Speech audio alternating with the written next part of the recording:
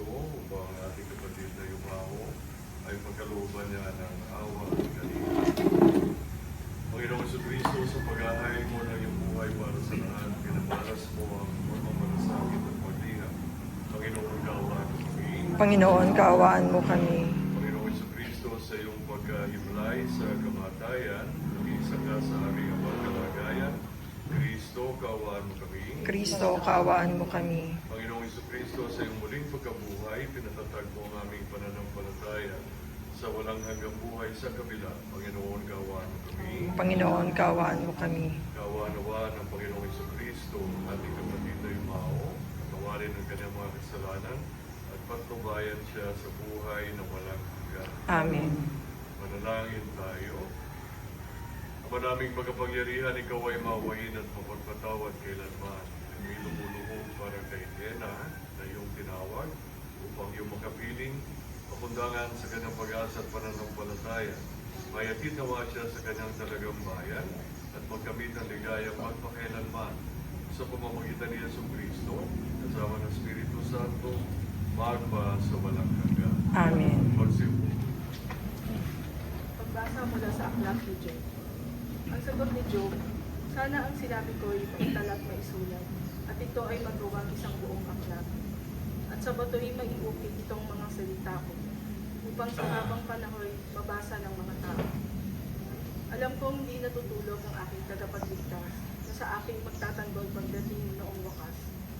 Pagkatapos na maluray itong aking buong balat, ang Diyos ko'y mamamalas kahit laman ay maaglas. Siya'y aking mamamasdan, at mukhaang makikita ng sariling mata at di ng sinumang iba. Ang salita ng Diyos. Salamat sa Diyos. Salmong tubunan ng ating pong itutugon. Panginoong aking mahal, panalangin ko'y pakinggan. Panalangin ko'y pakinggan. Dinggin mo, O Poon, ang aking dalangin, tapat ka't patuloy, kaya ako'y dinggin. Itong iyong lingkod, huwag mo nang subukin, batid mo ng lahat, kami ay salarin. Panginoong aking mahal, panalangin ko'y pakinggan. Araw na lumipas aking nagunta at naaalala ang iyong ginawa. Sa aking isipay, gumuhit na bigla. Ako'y dumalangin, nataas ang kamay, parang pinuglupa ang diwa kong upo. Panginoong aking mahal, panalangin ko'y pakinggan.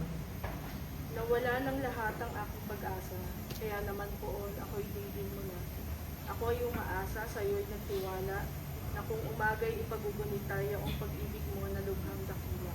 Tugon, Panginoon aking mahal, panalangin mo pakinggan. Ikaw na aking Diyos, ako ay turuan, na aking masunod ang iyong kalooban. Ang Espiritu mo'y maging aking tanglaw sa aking paglakad sa ligtas na daan. Tugon, Panginoong aking mahal, panalangin ko'y pakinggan. Sumayin niyo ang Panginoon. At sumayin niyo rin. Ang mabuting balita ng ating Panginoon ayon kay San Juan.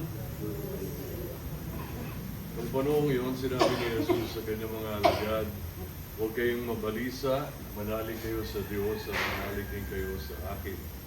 Sa bahay ng aking ama ay maraming silid. Kung hindi gayon, sinabi ko na sana sa inyo. At paroroon ako upang ipaganda ko kayo ng matitirhan. Kapag naroroon na ako at naipaghanda na kayo ng matitirhan, babalik ako at sasama ko kayo sa kinaroroonan ko. At alam na ninyo ang daan patungo sa pupuntahan ko. Sinabi sa kanya ni Tomas, Panginoon, hindi po namin alam kung saan kayo pupunta. Paano namin malalaman ang daan? Sumagot si Jesus, ako ang daan, ang katotohanan at ang buhay. Walang makakapunta sa Ama, kundi sa pamamagitan ko. Mga kapatid, ang mabuting balita ng ating Panginoon. Puri ka na. Magsiupo po tayo sa today. Pagka ating iniisip ang pagpanaw ng isang tao, kalimitan ito ay nagdudulot sa atin ng pangamba, ng takot. Ang pagpanaw ay isang misteryo na karanasan. Hindi natin alam kung saan talaga napupunta ang isang taong namaalam. Hindi natin alam kung ano ang kanyang naranasan. at sino ang kanyang kasama. Ang bagay na ito ay isang magiging misteryo sa ating isipan hanggang tayo ay buhay. At ang isa ring bagay na nagbibigay din ng takot at pangamba ay yung wala tayong kawalan ng kontrol pagdating sa bagay na ito. Alam natin na lahat tayo, sa sinilang sa mundo, ay dadaan at dadaan sa ganitong uri ng karanasan. Na yung buhay na panumandaling binigay sa atin ng Diyos, dadating at dadating ang pagkakataon, yun ay kanyang kukunin. Hindi lang natin alam kung kailan, kung paano pamaraan. Pero lahat ay dadanas na ganong uri ng karanasan. Kaya natatakot ang tao dahil wala nga siyang kontrol. Pero kung pag-iisipan natin, kailan ba naman tayo nagkaroon ng kontrol sa buhay na? Kahit yung pets, kung kailan tayo pinanganak, hindi natin mapili. No? Kahit gusto natin panganak ng Valentine's Day para swerte tayo sa pag-ibig. Tama ba yun? Mary? Hindi natin mapili yung petsa na yon. Hindi natin mapili sino ang magiging magulang na. Kaninong pamilya tayo mapapasako. Ano ang itsura ng ating mukha? Anong kulay ng ating balat? Gano'ng katangkad tayo? Saan tayo magaling? Sa mathematics ba? Sa music ba? Sa sports ba? Hindi natin alam. Lahat yan ay nanggaling sa awa at pagmamahal ng Diyos sa pinahiram na buhay sa bawat isa. At makikita rin natin na sa maghapon, alam natin na hindi tayo makakapos ng 16 o 18 oras. Hindi maaaring ipipikit ang ating mata at tayo matutulog. Pagdating doon, wala na tayong control. Hindi natin alam kung ano mangyayari sa ating paligid. Hindi natin alam kung tayo gigisingin pa pagkatapos natin. Kaya ang ilusyon para sa tao, ang control na tinatawag ay parang ilusyon para sa tao. Kahit paanong plano ang gawin ng isang tao, kahit paanong ingat, hindi mangyayari sa buhay niya na paminsan-minsan siya ay maaksidente. Kahit na ang isang tao lalo sa kanyang kabataan, maingat sa kanyang pangangatawan, sa kanyang pagkain, di maaaring hindi sa katagalan ng panahon, magkakasakit din ang tao. Sa mga pagkakataon na hindi niya nga napokontrol. Kaya, kung pag-iisipan natin na ang bawat nangyayari sa ating buhay, meron lang tayong kontrol sa isang bagay. At yun ay nangyayari lang sa panahon na ito. Na tulad yan, ibigilin yung sumama sa pag-alaala sa aming ina. Tayo ay nagbibisa. So, yung pagpili na tayo maging bahagi ng kabutihan at katotohanan, doon lang tayo merong control.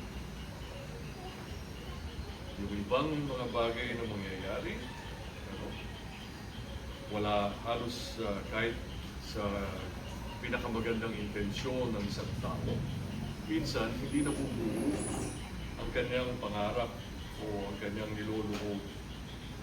Kasi nga, meron at merong minsan nangyayari sa ating paligid na pipigil o magbabawas doon sa mga kabutihan o katotohanan na ating gustong gampanan.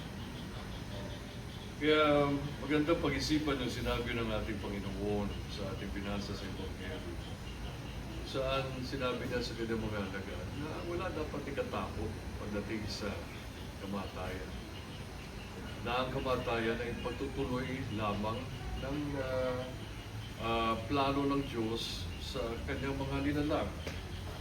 Na pagka pahiram sa atin ng katawan, ano, yung ating kaluluwa ay hihiwalay sa ating pangangatawan at yun ang bibigyan ng pagkakataon na makasama ang ating Panginoon sa kanyang pinangako na doon sa mga pananalig sa kanya, sa sampalataya at susunod. Siya mismo ang susunod at paghahatid doon sa inilaan niyang lugar sa kanyang kaharian kung saan ang magiging karanasan ay isang uri ng buhay na wala ng kalungkutan, wala ng bigati, wala ng gutom o sakit. Ano pa ang mararanasan ay isang uri ng buhay na punong-puno ng katahimikan ng kalooban, punong-puno ng kasiyahan, sa isang uri ng panahon na walang katapusan.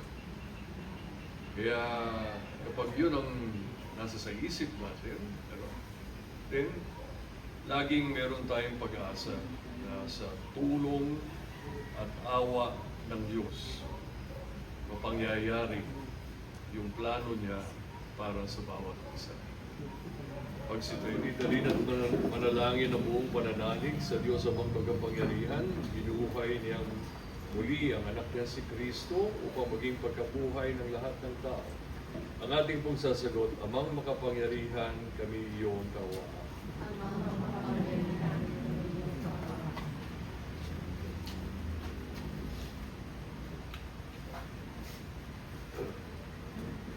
Noong binyagan ng aming kapatid na si Emma, sa kanya ipinunda ang binhi ng buhay na walang hanggan. Naway umani ito ng pagkabuhay sa piling ng mga banal sa kalangitan. Idalangin natin siya sa buong may kapal. Amang makapangyarihan, kami iyong kawaan. Ang lahat ng namatay na umaasa ang muling mabubuhay ay malugod namang tanggapin ng Diyos sa piling niya sa kalangitan. Idalangin natin sila sa buong may kapal. Amang makapangyarihan, kami iyong kawaan. Ang lahat ng ating mga kapatid na naririto, ang mga nagdadalang hatian na lulunday, at ang lahat ng sa kanilang nakikiramay, ay magkasama-sama dawa sa langit na tahanan. Idalangin natin siya sa buong may kapal. Amang makapangyarihan, kami iyong kawaan. Naway gantimpalaan ng Panginoon ang ating mga yumaong kapatid, kamag-anak at pinagkakautangan ng loob. Idalangin natin sila sa buong may kapal. Amang makapangyarihan, kami iyong kawaan. Ama naming mapagkalinga, ipagkaloob mo sa lahat ng nakikipag-aisa kay Kristo. Ang muling pagkabuhay sa piling mo, kasama ng iyong anak at ng Espiritu Santo, magpa sa walang hanggan. Magsiupo po tayo.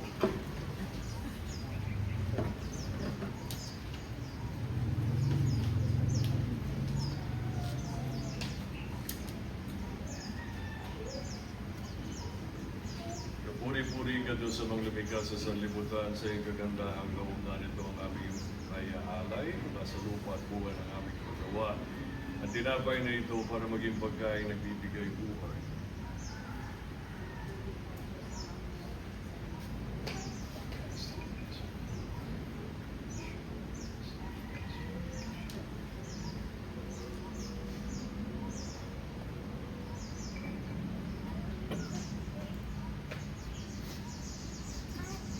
Puri-puri ka Diyos sa mga lumikha sa sanlibutan sa iyong kagandahang loob na nito ang aming maiaalay.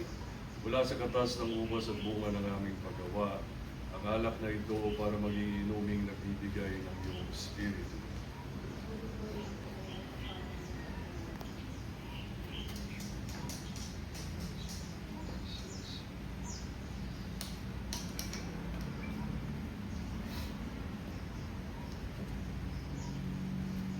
Manalangin kayo mga kapatid upang ang paghahain natin ay kalugdan ng Diyos sa mga makapangyarihan.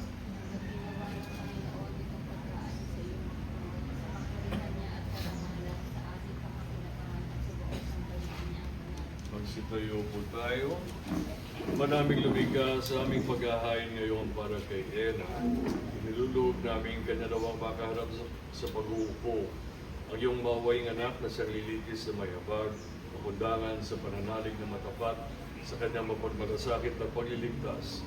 Bilang aming tagapamagitan, kasama ng Espiritu Santo, magpa sa walang hanggan. Sumayin niyo ang Panginoon. Taas sa Diyos ang inyong puso at diwa.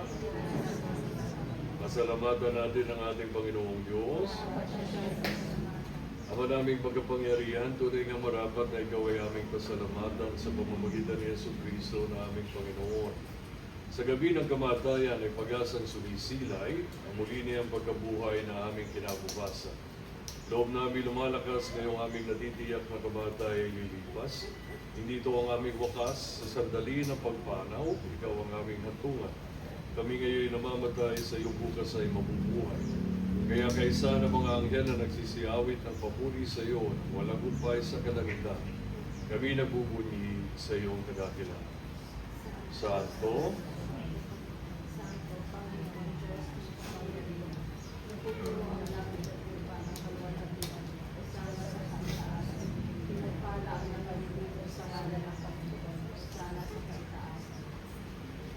tanang kabanal, mga kaloob na ito, upang para sa aming maging katawan at dugo ng aming Panginoong Jesucristo. Bago na pinagtisang usang maging handog, ginawa ka niya ang tinapay, pinasalamatan ka niya, pinaghati-hati niya iyon, iniabot sa kanyang mga alagad at sinabi, tanggapin ninyong lahat ito at kanin, ito ang aking katawan, na iahandog para sa inyo.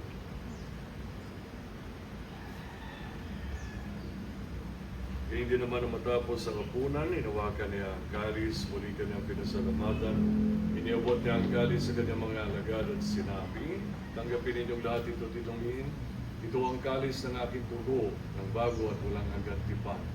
Ang aking dugo ay bubuhos para sa inyo at para sa lahat, sa ikapagpapatawad ng mga kasalanan. Gawin ninyo ito sa pag-aalaala sa akin.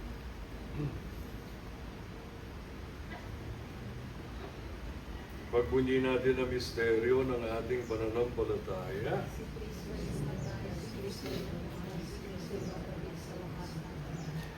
Ang mga ginagawa namin ngayon ang pag-aalaala sa pagkamatay at muling pagkabuhay ng iyong anak.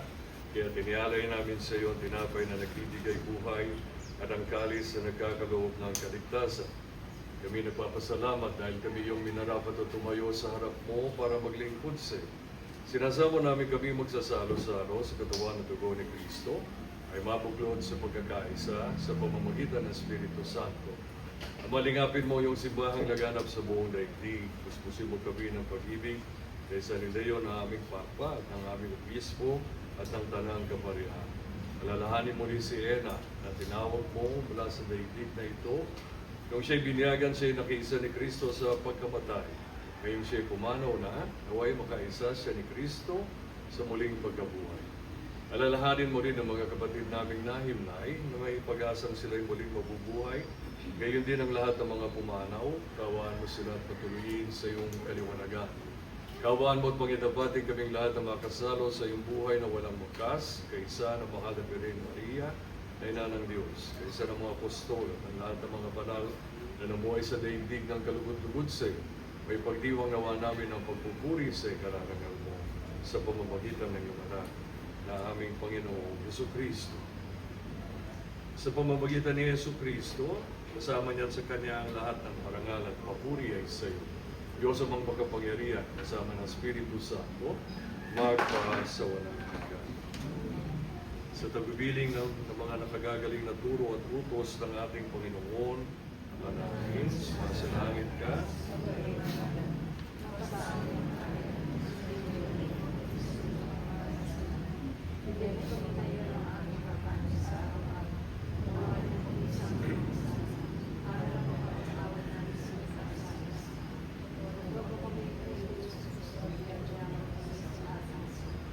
Inihiling namin kami adya sa lahat ng masama pagkalooban ng kapayapaan araw-araw.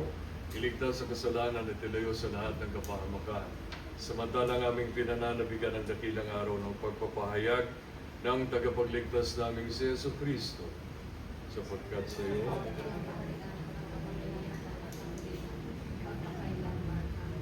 Panginoong Jesucristo, sinabi mo sa iyong mga apostol, kapayapaan ang iniiwan ko sa inyo, ang aking kapayapaan ang binibigay ko sa inyo. Tungayan mo ang aming pananampalataya, at huwag ang aming pagkakasala. Kalooban mo kami ng kapayapaan at pagkakaisa, ayon sa iyong kalooban, kasama ng Espiritu Santo, magpa sa walang hanggan. Ang kapayapaan ng Panginoon ay laging sumainyo. Bigayan tayo ng kapayapaan sa isa't isa. Kordero ng Diyos,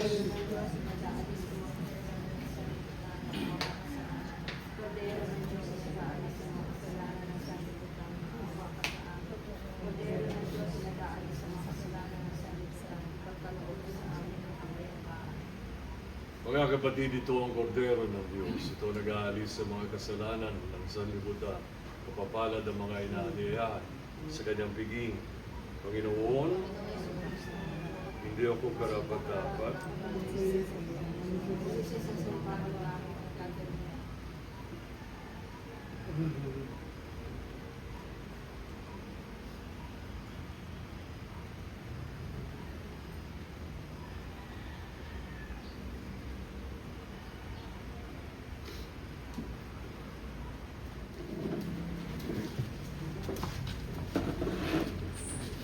Tawari Cristo.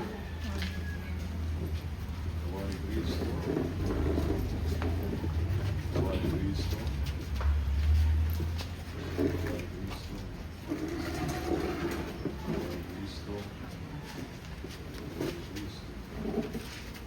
Tawari Cristo. Tawari Cristo.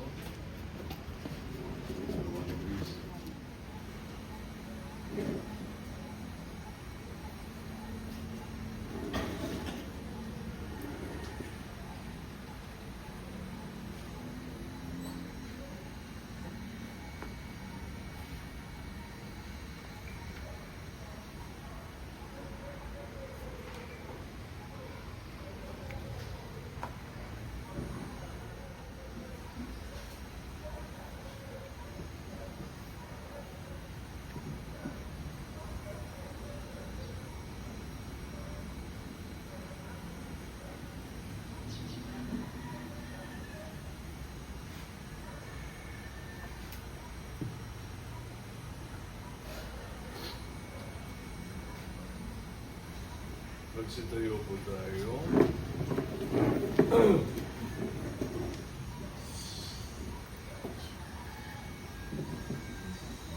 Manalangin tayo.